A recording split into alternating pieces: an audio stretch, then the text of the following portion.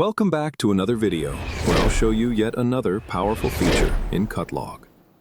If you need to calculate sawing optimizations across a range of log diameters, whether to compare timber yield for different assortments or to evaluate the impact of a technology change, you can use the batch calculation feature available within the optimization functions. Once you have set the relevant input parameters, switch to the Batch tab inside the chosen optimization function. Here, you simply define the diameter range, the smallest and largest diameter, and the step increment in millimeters. Press the Calculate button, and CutLog will compute the sawing patterns for every diameter within the specified range. The results appear in a list, showing the timber yield and lumber value for each diameter.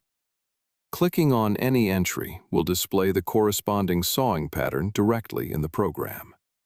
These results can be transferred to the Magic Chart, which is accessible from the optimization window. Simply click the Batch Results button to load all results into a clear, easy-to-read chart. For comparison purposes, we can change the kerf width and generate the same set of diameters again. This takes only a matter of seconds. Now we transfer the new set of calculations into the Magic Chart.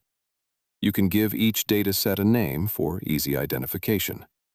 As you can see in the chart, it becomes very easy to compare timber yield across different input parameters.